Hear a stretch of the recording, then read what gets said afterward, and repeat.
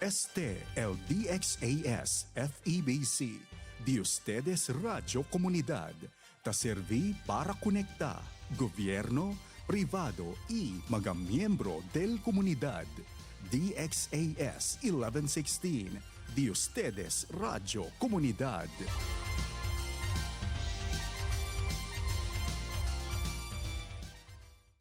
Time check, it's 1:30 in the afternoon. Ahensya de Konsensya, serbisyo publiko para sa iyo, Kapilipino.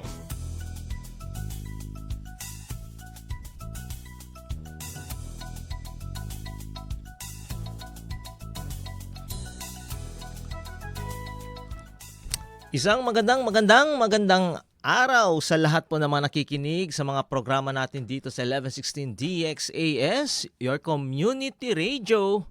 Kumusta po ang lahat? Sana po ay nasa mabuting kalagayan po kayo. Tayo po ngayon ay magpo-programa tungkol sa Social Security System. At alam niyo naman, every 1:30 in the afternoon, Ahensya de Konsensya ang makakasama ninyo. Ang programang nagsisilbing tulay ng komunidad at gobyerno. Ako po si Barkadang Naprabanal, de ser servidor, de ses Barkada, el Information Officer o el Senior Communications Analyst del SSS Mindanao West Division. Siyempre, Huwebes Aura, basta Huwebes, ayun, SSS. Siyempre, pag SSS ang pag-uusapan, lahat na yan, no? From top to bottom, from left to right. Tayo po ay narito, hindi lang pag-uusapan yung mga programa at benepisyo natin na nagmula po sa main office or national office, kundi pati na rin yung mga activities po natin locally, no? Siyempre, pag sinabi natin locally, yan po yung mga opisina natin dito sa SSS Zamboanga, Ipil, Pagadian, Dipolog, kasama na rin po ang Basilan, Jolo, and Tawi-Tawi. Of course, pasok din po dyan yung Molave Service Office po natin, no? Tayo po ay natutuwa dahil nakabalik programa tayo dito sa Ahensya de Konsensya after 2 weeks, no? Of actually 1 week lang, no? Last week hindi po tayo nakapag-programa dito gawa ng ating official travel to Sindangan, Mahayag, and Dumingag, Pagadian City. Yan, yun yung mga nabiyahe natin last week. At dapat nga, wala na naman sana ako ngayon. Dahil po nag-conduct po ang SSS Zamboanga branch ng aming Run After Contribution Evaders campaign this morning, which I thought na mag-exceed pa. Buti na lang, natapos na lang kani-kanina, no? Past 12. Imagine, past 12, tatrabaho pa kami.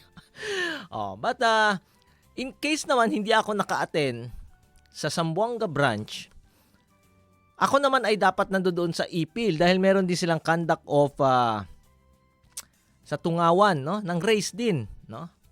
And kahapon dapat naman ay on travel pa uli ako, dapat nasa Basilan ako pero hindi ko na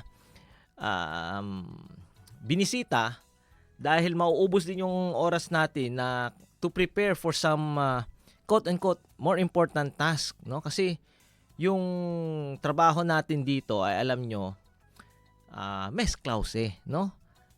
Hindi kaya dito parang Zamboanga lang ang ating maiko-cover. Ginagawa natin tong trabaho para lahat, no? Lahat po ng opisina natin under Mindanao West Division ay mabigyan ng fair share of their coverage, no? So in any case, tayo po ay nagpapasalamat dahil live tayo ngayon, hindi lang po sa radyo, no, sa 1116 DXAS sa AM band natin, kundi live din po tayo sa ating Facebook, okay? Kung kayo po ay nakikinig sa atin, maraming salamat po, pero aanyayahan din namin po kayo na pakinggan, i-monitor din po kami sa ating online channel, no, or sa online platform which is the Facebook. Hanapin niyo po diyang 1116 DXAS, your community radio.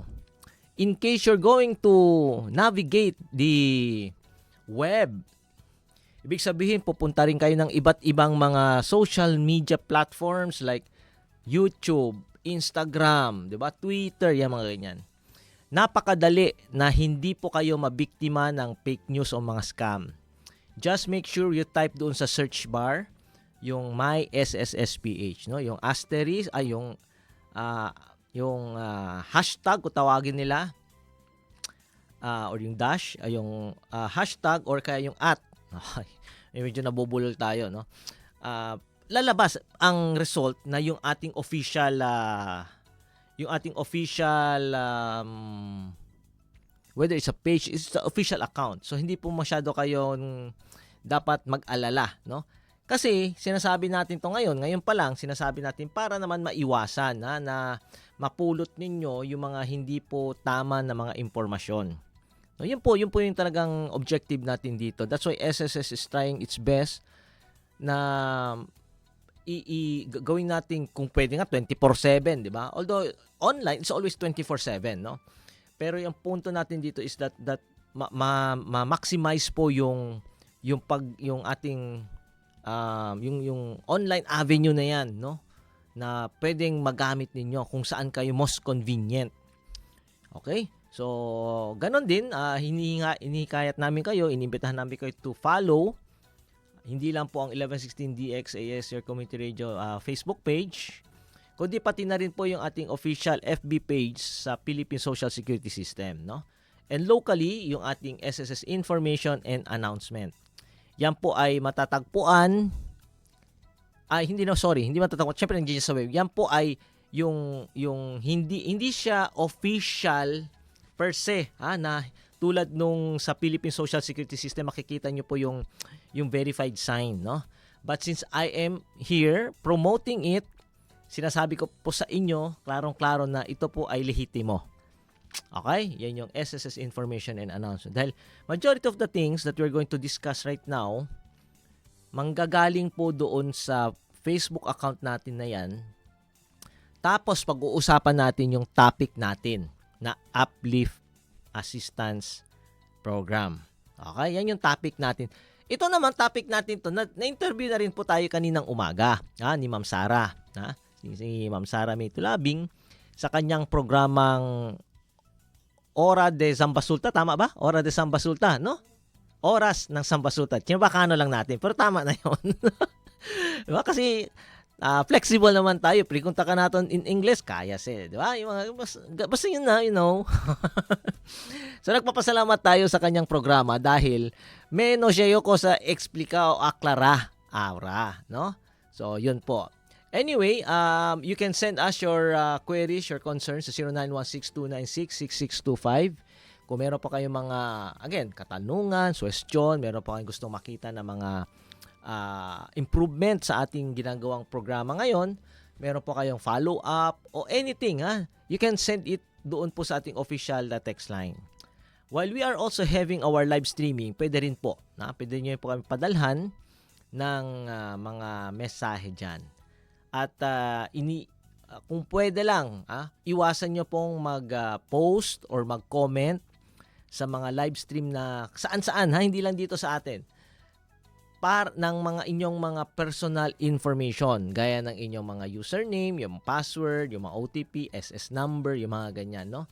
Ito po ay paraan na para maiwasan, hindi po kayo mabiktima, hindi po kayo matawagan, makontak ng mga loko-loko dyan sa websites, no? Sa web, sa internet, no? Ang dami dyan, scammer, fixer, lahat na. Okay? Mahirap na mahirap na. So, be rest assured na lang na kapag sinabi namin dito kayo sa Philippine Social Security System mag-follow, yan na lang pong sundin ninyo. Okay? So, hindi ganun kahirap. Hindi ganun. Ay, mga syudadanos sa Zamboanga, ora di aton 1:38. 8 minuto kitang kwento-kwento na panatopic di aton. Temple kape kayo antes si andakya temple kape kani ka tanto pwede man siesta, no? Street kita. Sa mga igsuon nato diya sa Zamboanga Sibugay, Zamboanga del Sur, Zamboanga del Norte, mayong hapon sa inyong tanan. Oras na ng ahensya de konsensya. Pwede na mo maminaw o mangutana o naay mo ipaabot sa amua. Sige lang, fight. Okay? Padala niyo lang. Mga taymanggod nato doon, Basilan, Holeban, Tawi-Tawi. Bariin na kita yaon. Way pa nakakaon doon hi barkadang nap. Basilan lang, ang basilan tawi-tawi, holoway pa. Na bang sa pamakukunan niyo yung SSS, magfile-file mga uno-uno yaon, mga benefits, yung mga loans niyo, online na yaon, ha? Bang kahunitan sab ka mag-online, da kita mga tao do na SSS office niya, makatabang, ha? Sin mga pag-online filing, sin mga members nato. Yan, okay? Anyway, so simulan po natin sa ating mga recently concluded activities. Hingi lang ako ng konting tulong kay Kuya Meng. Asa lang akal tipik the usual, usan tanti para. Ang labo na talaga ng aking paningin, no? Totoo lang. Ngayon ito okay yan. Sino okay sita pwede sila masinleos, pero yung talagang malapit, mahirap na. Ese na alkansya, may alkansya dito. Nababasa ko pa yan. Pero lansina na may unsa ito porke. De edad ya kayo. Pagkasa sina uban di ato. Anyway, simulan natin yung activities natin sa mga kaganapan. Although medyo pare-pareho lang naman, di ba? Of course, yung mga ginagawa natin na activities. Pero ang nakakatuwa dito is that we are also being generous, no? Because yung ating mga kasamahan, mga counterparts din natin sa ibang branches ay nagpapadala rin kung sakaling hindi ko na-cover, no? Nagpapadala sila ng mga action photos nila, no? May nagdo-document din sila. So, una sa lahat, last June 30, posted ko po ito ng July 2, no? SSS Pagadian Branch and the Department of Education or DepEd Regional Office 9 formally signed a Memorandum of Agreement or MOA for the implementation of the Kaltas Collect Program, no? Nung June 30 nga ito, gaya ng nabanggit natin, dyan po sa DepEd Regional Office 9 in Barangay Balintawak, Pagadian City. The partnership will initially benefit 37 job order and contract of service personnel by providing a more convenient and organized way of maintaining their SSS contributions. During the activity, SS Pagadian Branch also conducted an orientation and deployed the SSS eWheels program to assist participants with membership registration, My.SSS account services, and other SSS-related transaction. Para sa inyong kaalaman, ito pong Kaltas Collect Program will strengthen the social security coverage by making it easier for JO and COS personnel to regularly remit their SS contribution and remain eligible for SSS benefits and loan privileges, no? Ito yung paraan dahil nagkamowa signing na po tayo na hindi na kailangan ng mga job order or contract of service worker na magbayad papunta sa SSS on their own or paisa-isa, no? Kaya nang gawin na ng ahensya kung saan sila nagtatrabaho dahil nga tinuruan at natulungan na sila ng SSS kung paano gawin ito. Okay? Pumunta ngayon tayo. Ito, salta-salta kita onde-onde ha. Kaya asin kita sequence, no? As a sequence. Last July 8 naman, SSS Ipil Branch conducted its second Palengke Caravan. Ito, pinuntahan namin to, no? Malayo-layo rin to kay Kabasalan no? Alin ang munisipyo de Kabasalan, Zamboanga, Sibugay Province, no? With an SSS eWheels booth set up kay grande kasi di ila lugar aki, no? Ese public market, no? Pero yan set up kami alin na Agora Public Terminal na dila poblasyon. The activity served vendors, workers, customers, and employees of public market office, bringing SSS services closer to those at the public market. Tiyan sila public market. Tiyan pa food court. Tiyan pa fruit stand section. Tiyan pa sari-sari section. Tiyan pa wet market and other nearby market areas. Anda pa ito na atras, tiyan pa alya, kay mga tabendelokon, tiyan pa mga water refilling station, ang dami dyan, no? Although, hindi naman talaga lahat na serve. Kasi doon pa lang sa public market pa lang, doon pa lang sa may, sa terminal, may nagsisipuntahan na, no? Tapos yung mga kasamahan natin dyan, nag-ikot-ikot din, no? In addition to the on-site booth, ito na yon. SSS Ipil Branch personnel visited various market stalls to promote SS programs and services, respond to members' queries, and invite vendors and market goers to visit the caravan and avail themselves of the SSS eWheels services. Through the SSS Palengke Caravan, the agency continues to make social security services more accessible and convenient, particularly for workers in the informal sector. Okay? Then, isang update lang. Ito, nakausap ko rin nung pumunta kami ng Pagadian. No? Masayang-masaya tayo dahil nakita din natin yung mga kasamahan ni Ma'am Klenki. Si Ma'am Klenki, kasama natin yan dati dito sa DXAS. Pero hindi kami nagkita. Siguro sa sunod na pagpunta ko ng Pagadian, bibisitahin ko na yung opisina talaga ng PIA. Kasi nauubusan talaga kami ng oras. No? With regards. Although pwede naman kami bumisita pero gabi na. So anong gagawin namin doon? Then noche kami malisod, no? Anyway, this we have a shared photo here. Galing po ito sa PIA Zamboanga del Sur, PIA nila. Shinare na lang natin ito kasi hindi naman talaga tayo ay nagkaroon ng activity, pero dahil sila ay pumunta sa opisina natin, natutuwa tayo, PIA 9 Bolster Interagency Partnership. Yan yung title niya. Pwede nating i-share pati hindi lang sa SSS, di ba? Kana todo, on sila anda. Kaya ang dami nilang pinuntahan. The Philippine Information Agency or PIA Region 9 conducts courtesy visits to the Social Security System, Government Service Insurance System, Philippine Health Insurance Corporation, Department of Information and Communications Technology, and Land Transportation Office. So, ang dami nilang binisita, no? Siyempre, kasamahan din natin sa gobyerno yan. Natutuwa tayo dahil nung nagsimula pa lang ako, maging information officer, ang pinakaunang ginawa ko, pinuntahan ko ang PIA. Doon agad, yun sila agad ang pinuntahan ko. Wala akong ibang ginawa. Kaya ako'y natutuwa, ako ay nabigyan ng tamang gabay, guidance by nung dating hepe nila, no? He already passed away, si Sir Dave Malcampo, no? Yung kasabatul ko, Yameng? Dave Malcampo, familiar ba? Na hindi familiar. May mira ka to na pero hindi lang katakan, no? Si Sir Dave, no?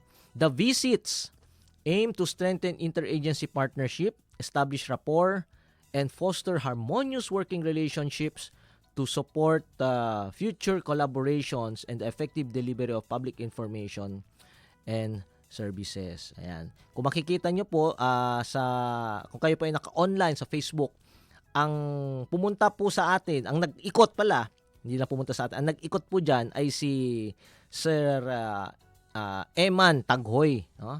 Emmanuel Taghoy. No? Kasama nila dyan si Sir Harvey. Si Sir Harvey yung madalas ngayon na pumupunta sa amin.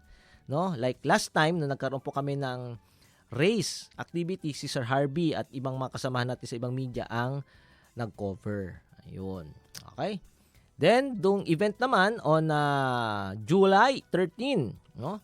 Posted ko po last July 16, SS Pagadian Branch and the National Irrigation Administration or NIA formally signed a MOA to strengthen social security coverage para sa JO and COS personnel pa rin nila, no? So, ayan, mabilisang flash lang natin kasi makikita nyo yung partnership na kung saan ay mga qualified JOs and COS workers will be provided a more convenient means of maintaining their SS membership and regular contribution payments, helping ensure their continued eligibility for SSS benefits and loan privileges. Ayan. Okay. Tapos may konting babala lang. Hindi lang sure pwede naman share. Pwede man share pero pwede naman flash Lego. Idadaan ko na lang kasi nga dahil topic natin about the uplift, sabi po ng SSS dito na mag-ingat sa mga email o text messages na matatanggap na nagsasabi na ikaw ay kwalipikado sa uplift program. When I was interviewed, sinabi ko lang din yan na maskin lego na sa Kuya Meng, man plus kay man talk man kita about uplift. Kasi sinabi ko naman, marami kasing mga loko-loko dyan online, di ba? Gustong okay lang yung man trip lang, no? Ablan lang, yaga na to. Pero akal, sakaya dito yung datos, pedia contigo pago, ayan, wag na po. Okay. Ang sabi ng SS, dahil nga may mga ganitong programa, posible kasing man-take advantage sila. No? Ang SSS ay magpapadala ng official notification diretso po sa my.sss account. Hindi kami magpapadala ng link, tatawag o manghihingi ng OTP sa email, SMS o anumang messaging apps. Okay? So, yan po yung gusto natin ha. Na ma-inform po kayo. Okay? Yung mga kan. Ang sinakal-itsura, kaya under lang syempre na SS Information and Announcement. Galing po yan sa Philippine Social Security System po talaga ha, yung babala. Last July 22, El Post de Suyo. Sorry, Kuya Meng, nangat yung seman ko, pero pasaman. Okay, and like, kasi mamaya, about uplift naman kasi talaga tayo, no? So, pwedeng ma-search natin yan at kayo po ay pwedeng mag-share, no? Anyway, patuloy po natin na kung saan ay nung ako po ay nag-leave, hindi naman leave, nung bumiyahe po kami last week. Okay? Last week sa papuntang Pagadian, may nabisita po kaming 12 employers, no? Kasama po ang SSS Dipolog branch wherein we conducted a 2-day, 2 araw, run after contribution evaders campaign, no? Last July 21 to 22. Diyan po sa Municipality of Sindangan, Zamboanga del Norte. Ito pong mga nabisita po namin ay may violasyon under Republic Act 11199 for non-registration of businesses, non-reporting of employees, and non-remittance of their SSS employees' contribution. So, talagang madugo. Imagine, halos lahat na hindi mo kinomply, di ba? The violations affected a total of 31 employees, while the concerned employers incurred combined contribution delinquencies amounting to 646,988 pesos and 71 centavos. Ganun po kalaki yung delinquency hindi binabayad sa SSS. So sa total na ito, nung lahat ng mga nabisita natin. Through race, the SSS reminds employers of their legal obligations and provides them an opportunity to coordinate with the agency for proper compliance while safeguarding the social security protection and benefits of their employees. Ayan, okay? Then recently also, last July 23, nung matapos yung 2 araw ng pag-race event natin with Dipolog, kami po ay dumiretso na ng Pagadian, no? But they continued with the Palengke Caravan. 'Di ba? Ang dami natin binanggit, 'di ba? Ang una nagpalengke Caravan, 'di ba? Nabanggit natin sa Ipil. Tapos meron yung Pagadian. Tapos binalikan natin yung Zamboanga, yung Ipil, no? Ngayon, sumunod na rin si Dipolog, no? Actually dapat ito on the same day ng race. Pero ang dami kasing mga kaganapan, yung mga biglaan. So, ito po ay ginawa nila ngayon sa Dipolog City Public Market, hindi na sa Sindangan, no? But very soon babalik sila diyan sa Sindangan. SSS Dipolog branch conducted its Palengke Caravan on July 23 at the Dipolog City Public Market in Barangay Bara, Dipolog City, Zamboanga del Norte, bringing SSS programs and services closer to market vendors, workers, and other stakeholders. Through the SSS eWheels program, branch personnel served a total of 83 attendees and facilitated 169 SSS transactions, providing convenient on-site access to SSS services without the need to visit the branch office. Akal uno, kaya may un letrato lang akal na post dito 3 days ago, SSS Palengke Caravan. Sige lang, okay lang man. But anyway, kung kayo po ay nanonood sa ating sa Facebook, tapos hindi nyo po napansin or hindi na-i-flash, no, yung mga binabanggit natin, okay lang yun. Dahil nga, pwede naman kayong bumisita sa SSS Information and Announcement, no? Doon mismo makikita nyo yung mga post natin at mga announcement na hindi natin mga na-announce dito, no? Then, yung race activity, okay, dyan po sa Pagadian branch. Okay? Last July 23, on the same day nagkaroon ng Palengke Caravan. Ayan, Talamekel. Tayo po ay bumisita sa municipalities of Mahayag and Dumingag, Zamboanga del Sur. Okay? Sa Pagadian na naman tayo. Ansina kita eh. Biyaki kita. sila alya ng mga branches sintaw kel alya, no? Hindi sintaw in a sense na mentas kami tabiyaha from Zamboanga to Ipolog. Kami kansaw na biyahe sila talyese, no? Estangkaw yalya. Kabar anda pa from Sindangan, biyahe kami para Malabe. Yan. Anyway, natutuwa naman din tayo dahil syempre kahit pagod nga siya pero fulfilling, no? So, we conducted the race campaign last July 23 covering Mahayag and Dumingag wherein 8 employers were visited. Tapos bumalik din kami ng Pagadian dahil meron din kami isang one large account na employer dyan, no? So, bakit nabanggit yung large account? Kasi sa SSS meron po tayong tinatawag ng mga branch accounts, may mga large accounts din po tayo, no? Yung mga large account, yan po yung mga malalaking account by the name itself, maraming mga employees. Okay? So, nabisita rin po natin. Isang paaralan po yung nabisita natin dyan. Through the race campaign, SSS reaches out to delinquent employers to remind them of their legal obligations, provide an opportunity to coordinate with the agency for proper compliance, and protect the social security rights and benefits of their employees. Okay? And finally, kahapon lang po, ay ang SSS Zamboanga branch ay nag-conduct ng Run After Contribution Evaders campaign, okay? At kanina rin nag-conduct ng back to back, okay? Pero kahapon ay may binisita po kaming 10, pero hindi ako nakasama dito, no? But we visited 10 delinquent employers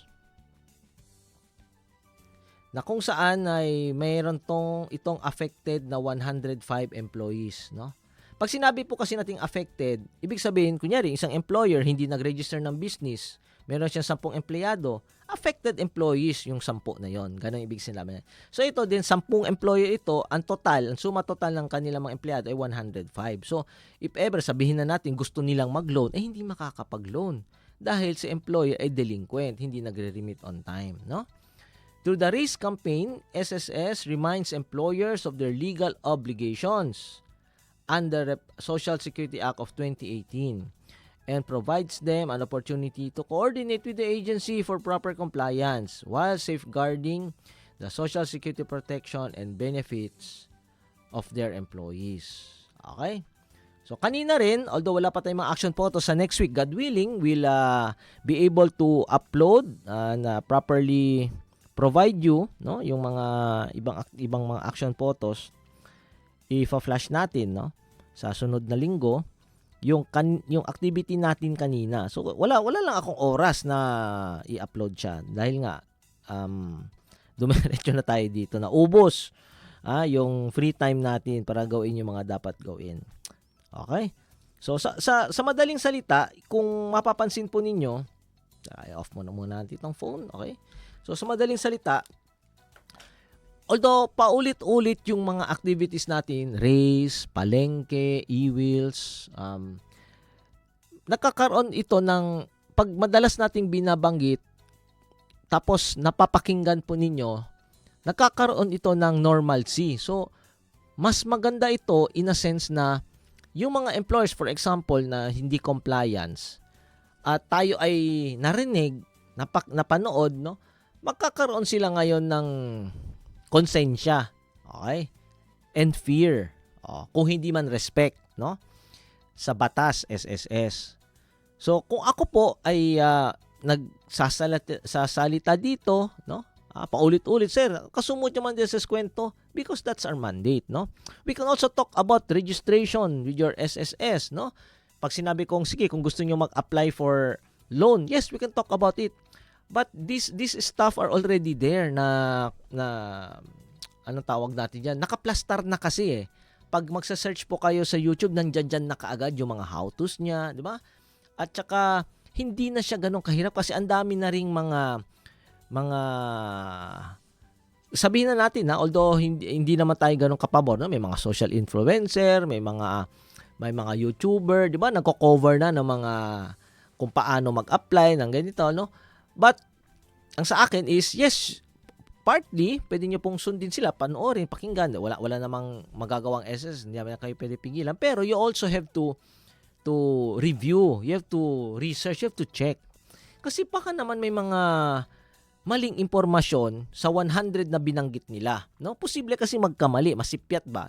Maski isa lang kabuok, masipyat, no? Baka sabihin nila, makakatanggap na ng 1,000 yung mga uplift na hindi nakatanggap na. Yung mga ganyan kasi nag-assume sila na rin niya. Tapos wala silang proper, tawag dyan, yung proper orientation sa kanila, no? So, in any case, kaya nga paulit-ulit itong nababanggit natin because these are already part of our deliverables. We have to deliver this to our members, no? Saka na yung mga parating na mga ibang activity, yes, babanggitin natin uli yan sa inyo, no? Yung mga paparating na, like may tayong mga Balikat ng Bayan Awards, yung mga Pensioners Day, kasi hindi pa sila nakaschedule, no? But the soonest time, these activities naman, ipa-flash natin yan, yung mga activities na kung saan once a year, twice a year lang ginagawa. Para naman magkaroon tayo ng iba pang context. Pero ako ay masaya pa rin regardless that yung race activities natin ay regular na nababanggit natin dito because kung hindi natin to gagawin, may mga employers pa rin ang patuloy na magva-violate ng social security law. Okay, Laura Diaton, 2:00 del tarde. Huwag po kayong alis, magbabalik po ang Ahensya de Konsensya.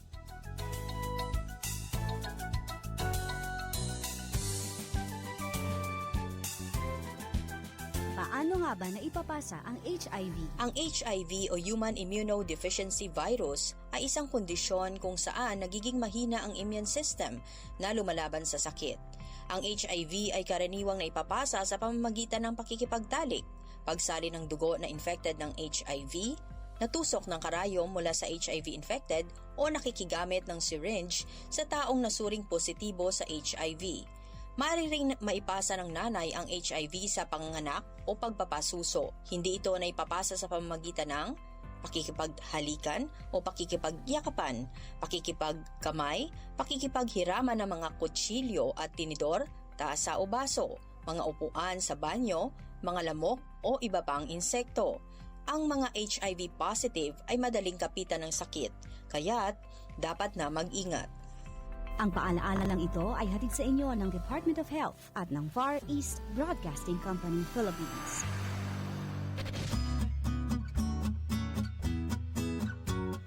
Uy, Mare, di ka maniniwala. Naalala mo si Aling Maria?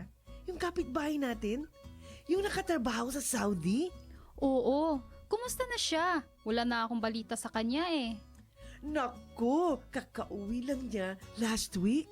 Tapos sabi niya, may kilala siyang recruiter. Sabi pa nga niya, kung gusto daw nating mag-abroad, pwede niya tayong tulungan.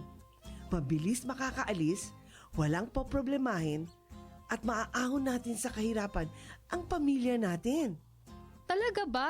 Pangarap ko talagang kumita ng dollars para sa pamilya ko eh. Sigurado kang matutulungan tayo nitong recruiter ha? Sigurado yan. Binigay na ni Aling Maria sa akin ang contact number ni Madam. Siya yung recruiter. Okay talaga to si Madam kasi mabait daw at maraming koneksyon sa Saudi at Dubai. Sandali lang. Pag-isipan natin itong mabuti. Nasabi ba ni Aling Maria ang detalye ng trabaho, kontrata at mga babayaran bago aalis? Alam niyo naman, maraming mga illegal recruiter. Baka, imbis na magandang buhay para sa pamilya, ay trahedya ang maging bunga nito. Ang nega mo naman. Sure ako dito. Okay na to. Wait lang. Huwag makontento sa okay na to, lalo na kung tungkol sa pagtatrabaho abroad. Alamin ang tabang proseso ng pag-abroad. Huwag basta maniwala sa mga pangako para hindi maging biktima ng illegal recruitment at human trafficking. Protect yourself, protect your family, and protect your future. Bago maniwala sa nagsasabing okay na to, bumisita sa Department of Migrant Workers o DMW para sigurado ka. Bisitahin ang kanilang official website o tumawag sa kanilang hotline. Your safety and your future are worth more than empty promises. Don't take the risk, be informed, be safe. Ang paalalang ito ay hatid ng Department of Migrant Workers Region 9 at ng 1116 DXAS, your community radio.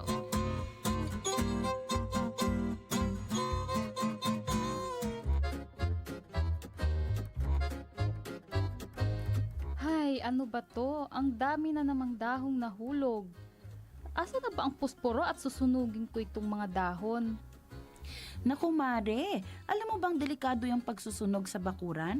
Una, masama yan sa ating katawan at baka pagsimulan din yan ng sunog.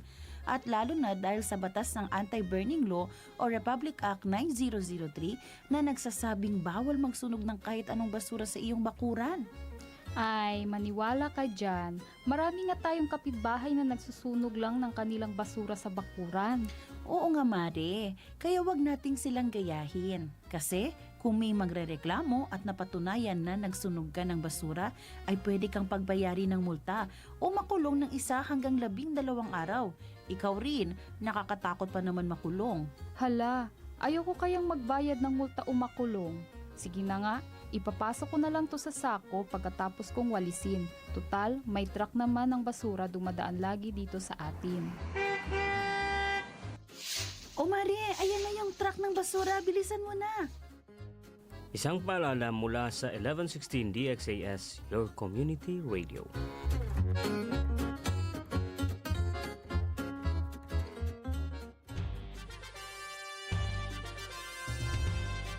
Este el DXAS FEBC, de ustedes Radio Comunidad, ta serví para conectar gobierno, privado y mga miyembro del comunidad. DXAS 1116, de ustedes Radio Comunidad.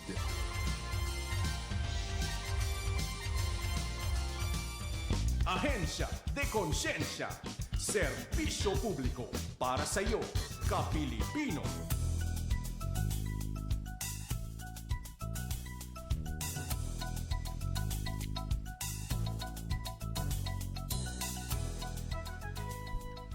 At nagbabalik ang Ahensya de Konsensya, kasama niya pa rin ng Social Security System or SSS. At ako pa rin ang iyong lingkod sa servidor, barkadang naparabanal, di second. Kayo po ay nakikinig sa ating regular program, Ahensya de Konsensya, no? Every 1:30 to 2:30 in the afternoon. No? Every day, every afternoon from Monday to Friday. Correct ba? Di ba, Kuya Meng? Iba-iba, no? Iba yung mga nakakasama nyo. May weekly, merong twice a month. Tama ba? May mga ganyan, no? Chine otro schedule. El Dole, Mirayo, di ba? Nuevo lang. Pwede. Kwando sila? Pero hindi sila Ahensya de Konsensya. Ahensya de Konsensya también. O, di ba? Marami na tayo. Lumalaki na yung ating pamilya, no? So, wina-welcome din po natin yung mga kasamahan natin sa Department of Labor and Employment. So, sooner ay hindi nyo na kailangan pumunta ng opisina ng mga ahensya de gobyerno, uhiya lang gat na di atong programa, no? Kaya paltagats no? In 1 month, kwanto 5, 10, 24, 25, tapos depende pa, no? At least, no? Pero el SSS, no? Pwede sila mete. Every Thursday, akite agara. Unless, pwede taming kita, kung sa akelman tandem, di ba? Yung mga example, si ECC, no? Medyo si ECC kasi, part ng administration ng SSS din yan. Yung mga ganon, no? Anyway, ganon, nagpapasalamat tayo sa Panginoon dahil malaki na, no, yung ating pamilya. At saka hindi na tayo masyadong mahihirapan ngayon, kasi pwede na kayong mag-tune in sa Ahensya de Konsensya with regards to your employment problems. Kaya alina dole hasta el hiring, chenese, akal job fair. Di ba? Kino-cover natin yan, iniimbitahan tayo. So, nakakatuwa din naman, no? And speaking of which, yung trabaho, no, hindi naman po natin ikaiila na may mga nagtatrabaho sa pribadong sektor na hindi kalakihan yung kinikita. Ang iba walang trabaho, di ba? Kaya ang gobyerno kahit papaano ganap ng paraan para mabigyan tulong, no, yung ating mga kapuspalad na mga mamamayan. That's why there are members of the 4Ps, no, yung Pantawid Pamilyang Pilipino program. Tapos pumasok naman yung kamakailan lang yung Walang Gutom program. Tandaan walang gutom Hindi po yung nag-viral. Yung nag-viral na patay gutom. Walang ganon. Iba yun.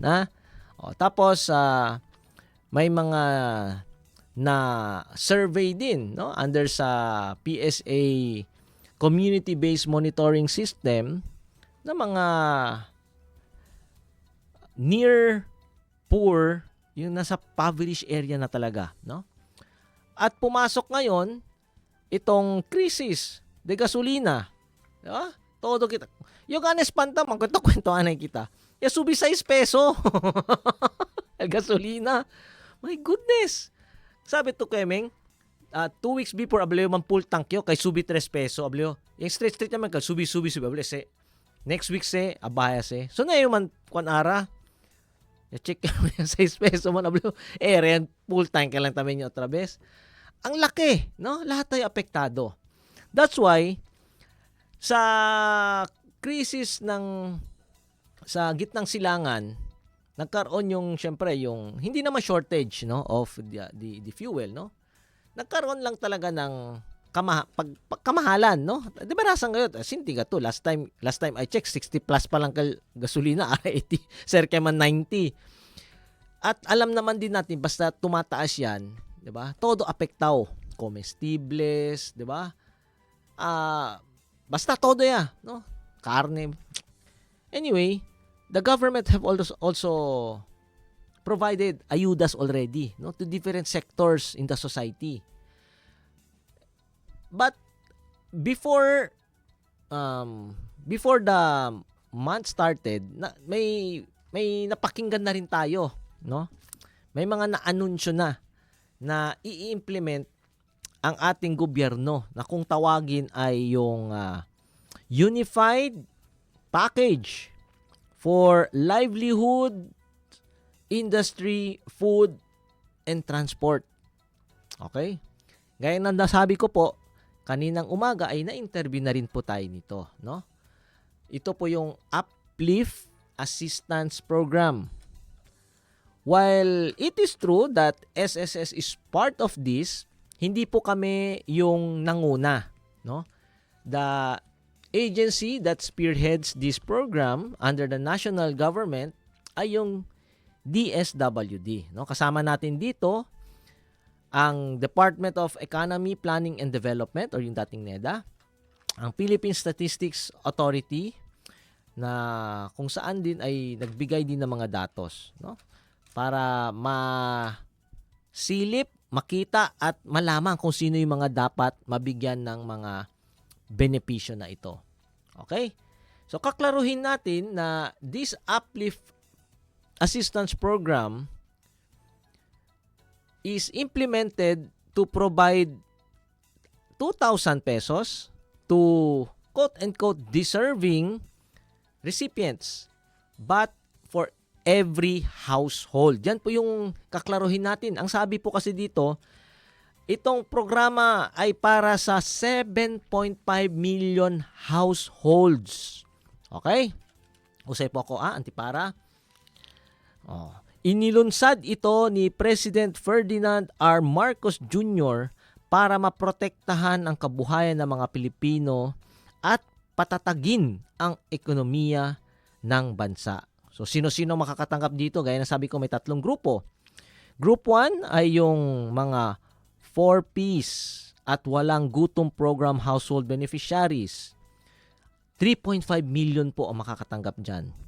Dito naman po sa Group 2, 2.5 million po makakatanggap na mga mahihirap at near poor household na pasok sa 25% above the poverty threshold batay sa 2024 Community-Based Monitoring System ng PSA, at Group 3 na 1.5 million po makatatanggap na manggagawa at kanilang pamilya na may mababang kita, low-income earners. Okay?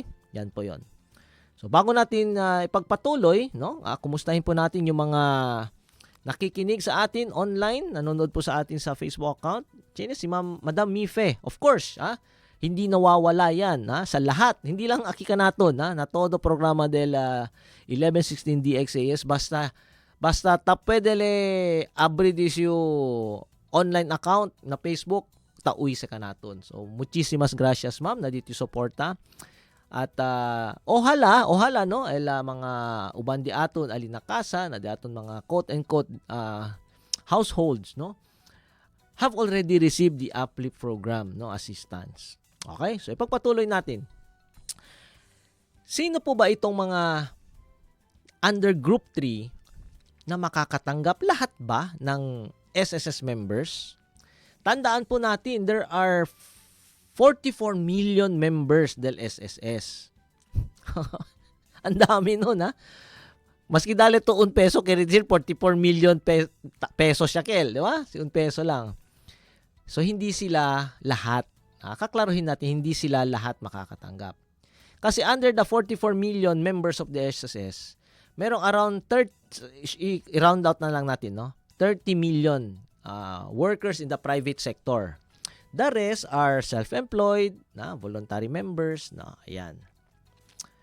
So doon sa 30 million plus naman, hindi naman din lahat ay makakakuha dahil meron po tayong ginamit na basehan or criteria, no? May eligibility. 4 criteria to be specific. Okay, kaklaruhin natin kung ano 'yan. Ay, wanay. Pwede ka to steman kwan, pwede lang yung pensa, no? Pwede lang yung pensa para may guide para lahat din, no? Lahat ay may makaka-enjoy na panoorin yung ating live, no? I-share ko lang yung isa sa pinadala sa akin na pwede nating i-post, i-share. Okay, i-share ko muna dito sa ating group chat. 'Yon. Mang-confirm ko yan si Chene to ya receive. Okay, Chene pa uno yan sent ara. Chene ba? Okay. Para kon lang yung category lang na yes How are beneficiaries identified in group 3? Sige, para ma-flash lang kasi ni-request ko naman pag may binabasa ako, wag na i-flash yung mukha ko. Ayan. Okay? So, sa ngayon, kung kayo nanonood sa Facebook, may babala po tayong inilabas, yung gaya ng binanggit ko kanina, kasi baka may nagte-take advantage na naman because of this program. So, itong pag-uusapan natin muna dito ay yung group 3 lang talaga, no? Yung paano ba natin sila tinukoy, no? So, una, dapat employed at kasama sa 2024 CBMS ng PSA. Okay? So, ibig po sabihin, hindi kasama ang self-employed. Hindi nakasama dyan yung mga tumatanggap na ng retirement pension, no? Kasi hindi sila employed, no? As of 2024 CBMS. Pangalawa, may 20,000 pesos and below na SSS monthly salary credit. Okay? Or yung bracket na kung tawagin natin. At nilinaw natin to, hindi ibig sabihin pag 20,000 yan yung sweldo. Yung bracket na tinutukoy ng SSS. No? Pangatlo, nakapaghulog ng kontribusyon ng kahit isang beses noong 2025 o 2026. So, kung makikita ninyo po, talagang napaka-generous ni SSS. Hindi kami masyadong stricto, no? Kung wakal man file to loan, debit 36 months, di ba? Man file to retirement, debit chene to 120 months. Aki, 1 contribution. Qualified niya, no? Pero dapat yung iba ay ma-satisfy din, no? At yung pinaka-importante sa lahat, para sa akin, ito yung madalas na napansin ko na dyan na nag-ekis, no? Yung mga ibang miyembro natin. Dahil wala po silang enrolled disbursement account. Okay? Yung, ito yung kung saan dinedeposit o kine-credit yung mga benefits ninyo sa SSS o yung mga loans. So, dapat po, kayo po ay meron ng disbursement account sa SSS as of April 30, 2026. Okay? Yan yung tandaan nyo po. Kasi, kahit ba sabihin nyo, sir, baho lang yung ta-receive. De berasa, no, kacuman overtime, todo kasi baho lang. Sir, yung pwede contribute 2025, 2026. Sir, employed nyo. Qualified 3 out of 4. Dahil wala pong disbursement account, wala na. Yun lang, ganun po ka strict. Tsaka gustuhin man po natin, no, but we are not the implementing body, no. So kung sakali man baguhin 'yan, it might, pero not on our terms, no? Not on our gusto, no? Antayin natin, no? Kung sinabi, o sige, allow natin yung mga wala, basta mag-enroll sila within this particular period. Yung mga ganyan, no? Okay? So, ano ba? Kung kayo po ay qualified, magkano? Ano ba yung matatanggap ninyo, no? 2,000 pesos per household. Ang matatanggap kada buwan mula July 2026 hanggang December 2026. So, 6 na buwan po na may 2,000 pesos. Sabi pa nung isang kasama ko doon na kausap ko lang, malaki pala sir, no? Kasi 2,000 tapos 6 months, 12,000. No? 12,000 pala matanggap. Sabi ko, pag 12,000 matanggap, malaki. Pero pag 2,000 naman, maliit yan. Kasi, sa 2,000, dos diya lang sa kabaya, di ba? Sino say? Pero at least meron, di ba? At least meron. Yan sabi ko, pasalamat tayo dahil meron, no? Yun ang mahalaga. Regardless, no? Magpasalamat tayo. Tandaan, kung higit sa isang miyembro ng household ang kwalipikadong SS member, tanging ang pinakamatandang miyembro ang makakatanggap ng assistance. Klinaro natin yan, because of the term na household ang makakatanggap, hindi per individual. So baka posible naman 3, 4 kayong qualified dyan, no? Pero wala ka natanggap kahit lahat na meron, kahit may DAEM na, kahit may disbursement account, 1 contribution, kasi may isang miyembro po kayo ng household na elder, mas nakakatanda, siya ang pinakamatanda. So siya yung makakatanggap nun. Ang sina lang katle. Kaya nga dapat itanggapin natin, no? Check-in muna natin mabuti. At kung hindi makatanggap, edi sige, pasalamat din tayo na maybe I am better off, no? Mas maganda pa yung aking buhay ngayon dahil hindi ako naturing na low income earner, no? So paano ka makakatanggap nito? Kaya nga nang sabi ko, importante yung may disbursement account enrolled, no, sa my.ss nyo kasi automatic na i-credit ng SSS sa inyong enrolled disbursement account, okay? Mula doon sa nabanggit natin na period, no, from July to December 2026. Okay? So, that is how it is, no? Ganun lang, kasimple. Marami pa rito na pwede nating pag-usapan but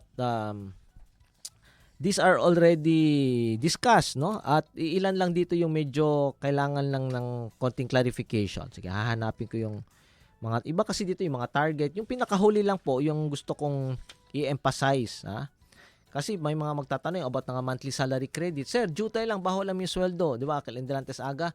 Na pero siyan overtime to yung graveyard shift, kabar, no meto anda iglesia hasta Sunday. Trabaho mo to.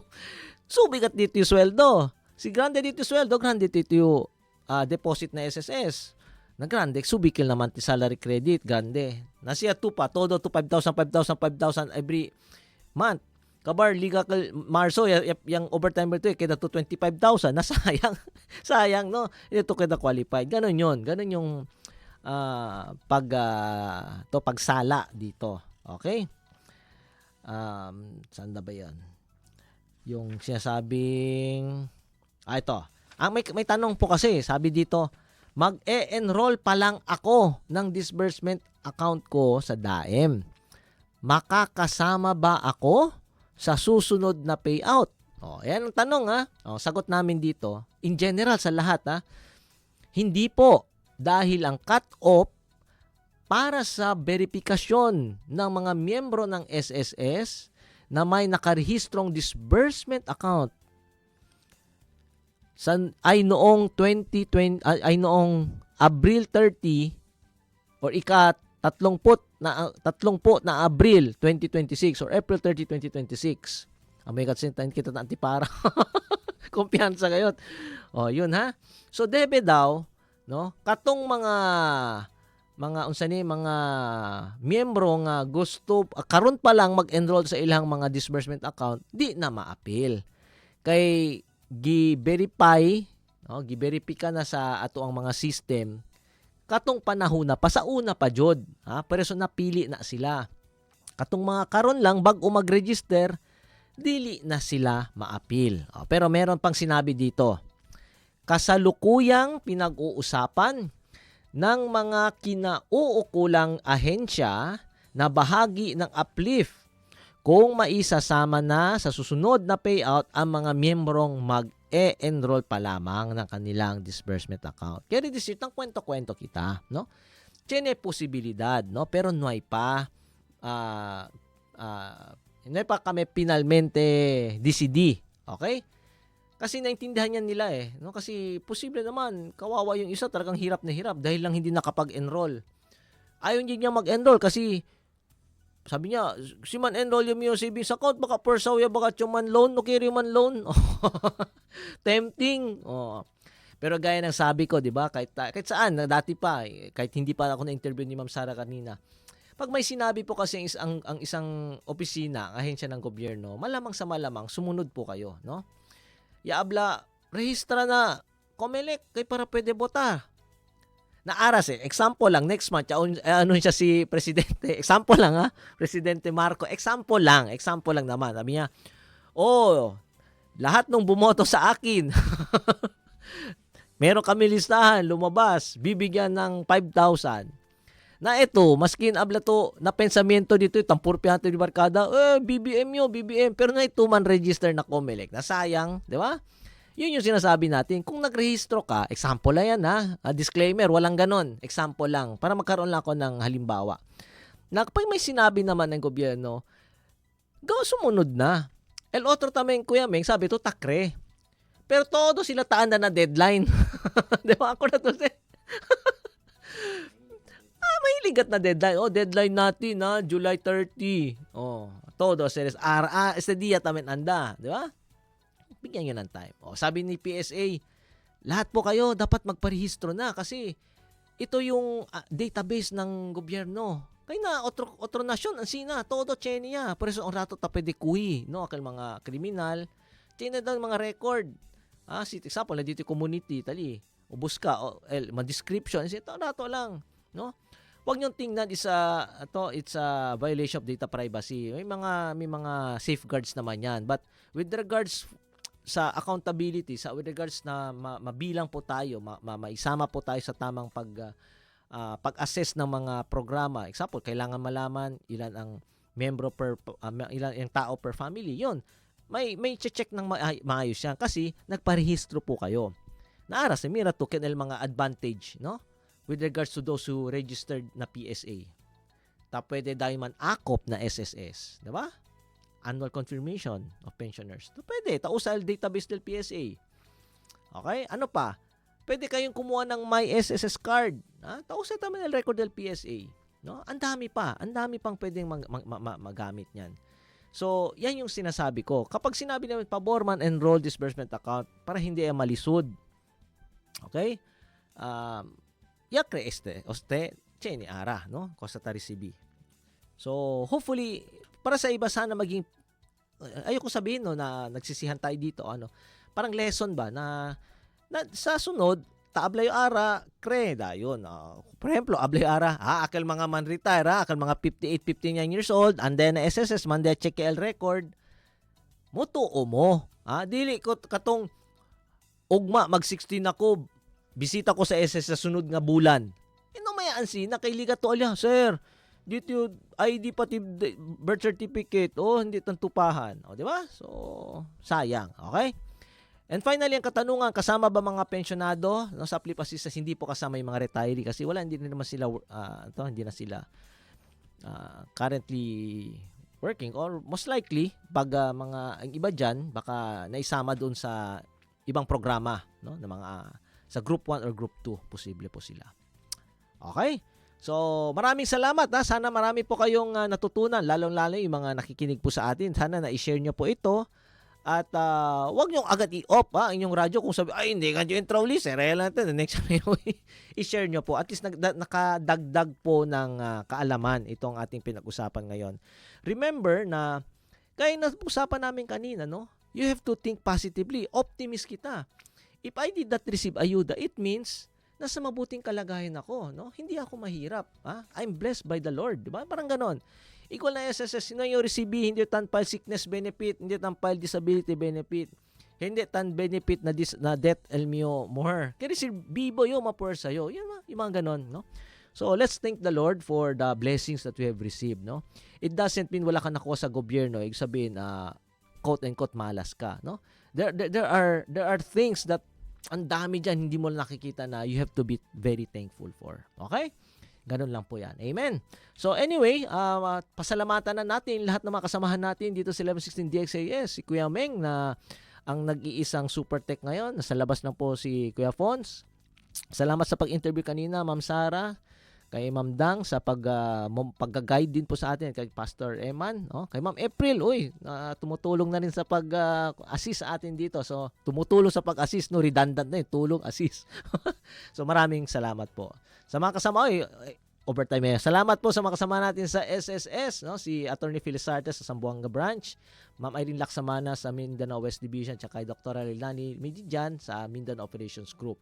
Sa mga kasamahan ko rin sa Media Affairs Department at sa Public Affairs and Special Events Division, maraming salamat sa pagtitiwala na kayang-kaya nating dalhin ang serbisyo publiko gamit itong mga mikropono.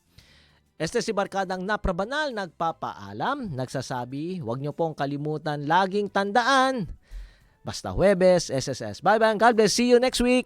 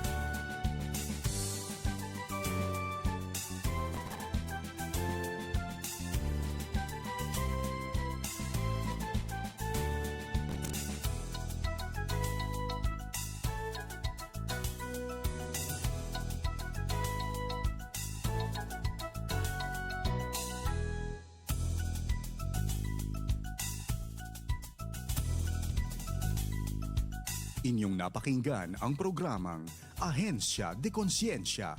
Para sa mga katanungan, mensahe o suhestyon, mag-text o tumawag sa 0916-296-6625.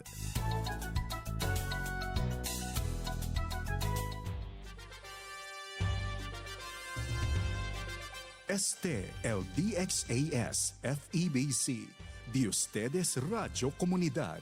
Ta serví para conectar gobierno, privado y mga miyembro del comunidad.